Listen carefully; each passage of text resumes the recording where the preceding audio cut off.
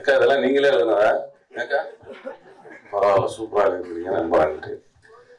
இங்கே வந்திருக்கும் ஊடக பத்திரிகை தொலைக்காட்சி நண்பர்கள் அனைவருக்கும் வணக்கம்.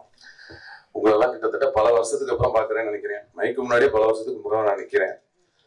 ஆமாம், கொஞ்சம் வளராம பேசணும். வேற இங்கே நம்ம எஸ்கேப் ஆர்டிஸ்ட் மதன் அண்ணன் அவர்களே, இசையமைப்பாளர் அஜீஸ் அவர்களே, தம்பி ஐயப்பன் அவர்களே, தம்பி பிரசாந்த் அவர்களே, தங்கை இனியா அவர்களே, சிஜு சார் அவர்களே, கௌசிக் அவர்களே, தம்பி பாலசரவணன் அவர்களே, எடிட்டர் அவர்களே, ஷியாம் அவர்களே மற்றும் இங்க வந்திருக்கோம் எல்லாத்துக்கும் என்னோட வணக்கத்தை சொல்லிக்கிறேன். இது வந்து ரொம்ப வருஷத்துக்கு அப்புறம், இது வந்து ஆக்சுவலா தம்பி சொன்ன மாதிரி படமா தான் ஆரம்பிச்சது. லயன் சொல்லும் போது இது வந்து ஒரு படமா தான் இருந்தது. அது டெவலப் ஆக வந்து இது வந்து ரொம்ப கண்டென்ட் பெருசாகிக்கிட்டே இருந்தது. ஏன்னா இது வந்து திருச்சியில் நடந்த ஒரு உண்மை சம்பவம். அதனால கண்டென்ட் வந்து பெருசாகிக்கிட்டே இருந்தது. அதனால இது வந்து ஒரு 2.25 மணி நேரம் 2 மணி நேரத்துல இது சொன்னா அது சொல்ல முடியாது அப்படிங்கிறதுனால இது கொஞ்சம் பெருசாகுது அப்படின்னு சொல்லும் போது, அதுக்கப்புறம் தான் ஜிஃபேல எல்லாருமே வந்து எஸ்கே மதன் அண்ணன் எல்லாருமே உட்காந்து இது பேசி இது வந்து ஒரு வெப் சீரிஸா பண்ணோம்னா நல்லா இருக்கும், ஏன்னா அந்த அளவுக்கு உள்ள நிறைய கண்டென்ட் இருக்கு அப்படின்னு சொல்லி பேசிட்டு சொன்னாங்க. ரொம்ப சூப்பர். ஏன்னா நானும் வந்து ஒரு 12 வருஷம் ஆச்சு, 30 படத்துக்கு மேலே பண்ணிட்டேன். சரி, ஒரு வெப் சீரிஸ் பண்ணணும், அந்த ஒரு மூடு எப்படி இருக்கும் அப்படின்ட்டு பண்ணேன். ரொம்ப நல்லா இருந்திருக்கு. அதே மாதிரி அந்த அக்கா சொன்ன மாதிரி காதல் சட்டையில இருந்து காக்கி சட்டைன்னாங்க.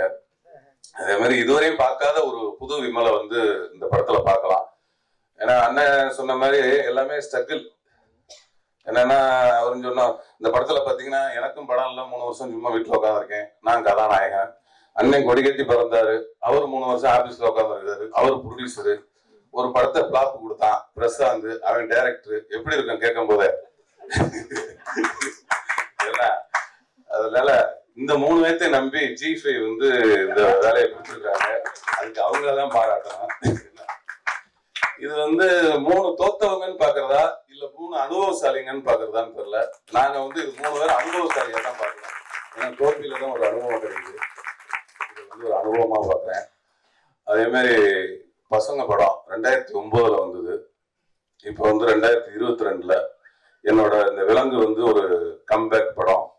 இதுல இன்னொரு விஷயம் என்னன்னா, பசங்க படம் பாண்டியராஜன் என்னை அறிமுகப்படுத்தினாரு. அவரோட உதவியாளர் பிரசாந்த் வந்து என்னை ரீஎன்ட்ரி வரைக்கிறான். அது வந்து ஒரு கோஇன்சிடென்ட்டா அது நடந்திருக்கு. இதுல வந்து அதுக்கப்புறம் இனியா அவர்கள் வாகை சுடுவா படம் பண்ணோம். அது 2011 வெளியாச்சு.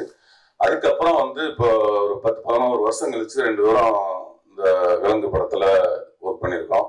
ரொம்ப மகிழ்ச்சியா இருந்தது கூட ஒர்க் பண்ணதுல வேலை செஞ்சு. அதே மாதிரி தம்பி சொன்ன மாதிரி பாலசரவணன், அவருக்கு ஒரு அண்ணன் கிடைச்ச மாதிரி எனக்கு ஒரு தம்பி கிடைச்சிருக்கான். ஏன் இதுன்னா, இது வந்து சும்மா எல்லாரும் சொல்லுவாங்க, இந்த ஷூட்டிங்கில் நாங்கள் வந்து ஃப்ரெண்ட்லியா பழகணும், நாங்கள் ஒரு குடும்பமா இருந்தோம், அப்படி இருந்தோம்னு தான் சொல்லுவாங்க. ஆனா இது அண்ணன் கண்டிப்பா வந்து தம்பி. ஏன் தம்பின்னா, எனக்கு ஒரு சின்ன வயசுல ஒரு தம்பி இருந்தான். அவன் இப்ப இல்ல, ஒரு 6-7 வயசுல கொஞ்சம் தவறிட்டான். அவன் கிட்டத்தட்ட சாயல் அப்படியே வந்து சரவணன் பாலத்தம்பி மாதிரியே இருக்கும். அதை வந்து சொல்லியிருக்கான். பழகும்போது பார்த்தா ஏதோ என்னோட அந்த தம்பி கிட்ட பழகுற மாதிரியே ஒரு உணர்வு வந்தது. அதை சொன்னேன் நான்.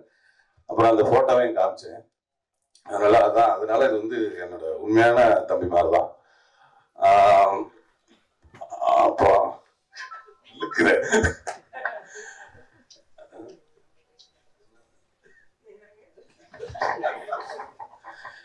எனக்கு அந்த கவிதா அக்கா வந்து எனக்கு ரொம்ப ஊக்கம் கொடுத்துக்கிட்டே இருப்பாங்க அப்பப்போ. அதனால வந்து என்னை வந்து ஒரு மேடை பேச்சாளரா அவங்க தான் தயார் பண்ணாங்க. ஆமா, அதனால வந்து அவங்க அப்பப்போ இதை பேச சொல்லுவாங்க. ரொம்ப நன்றிங்க. ஏன்னா முன்னாடி எல்லாம் வந்து எல்லாருக்கும் வணக்கம், அந்த படம் நல்லா இருக்கும் பாருங்க அப்படின்ட்டு எனக்கு, ஏன்னா படபடப்பாயிருவேன், பேச தெரியாது. இப்ப கொஞ்சம் ஏதோ ஒரு அளவுக்கு பேசுறேன்னு நினைக்கிறேன். அது எங்க இருந்து வந்ததுன்னா, 3 வருஷமா வீட்டுல உட்காந்ததுனால வந்தது.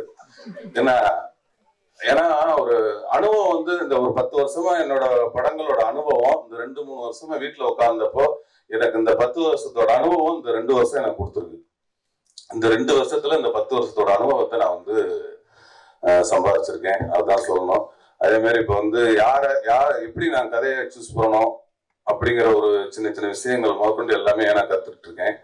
எனக்கு கதை வந்து முதல்ல எனக்கு பிடிக்கணும். மற்றவங்களுக்கு பிடிச்சி திணிச்சு அதில் நடிச்சதுன்னா அது எப்படியெல்லாம் ஆயிருக்கு அப்படின்றதுக்காக நிறைய உதாரண படங்கள்லாம் இருக்கு. அதனால இனிமேல் வந்து முழுக்க முழுக்க என்னோட கவனத்துல நான் கதை அது தப்பு ரைட்டு அதுங்கிறது நெக்ஸ்ட். அதனால என்னோட பார்வையில என்னோட செலெக்ஷனா இருக்கணும் அப்படின்ட்டு தான். இப்போ வந்து எனக்கு வந்து மேனேஜர் கூட கிடையாது, எல்லாமே எதா இருந்தாலும் என்கிட்ட டைரக்டா எல்லாரும் டீல் பண்ணிக்கலாம். அந்த அளவுக்கு மாற்றம் வந்திருக்கு. என்னோட வந்து கம்பேக் படமா இந்த விலங்கு படம் அமையும். இந்த விலங்கு படத்திலிருந்து அடுத்தடுத்து வர்ற படமும் ஒவ்வொரு படமும் ஒரு வித்தியாசமான ஒரு நல்ல ஒரு போனா ஒரு போர் அடிக்காம நல்ல படம் பார்த்தோம், பரவாயில்ல விமலும் இப்படி எல்லாம் நடிக்கிறானே அப்படிங்கிற ஒரு விஷயத்தோட தான் நீங்க வெளில வருவீங்க. அந்த மாதிரி கதையத்தான் செலக்ட் பண்ணி பண்ணலான்னு இருக்கேன்.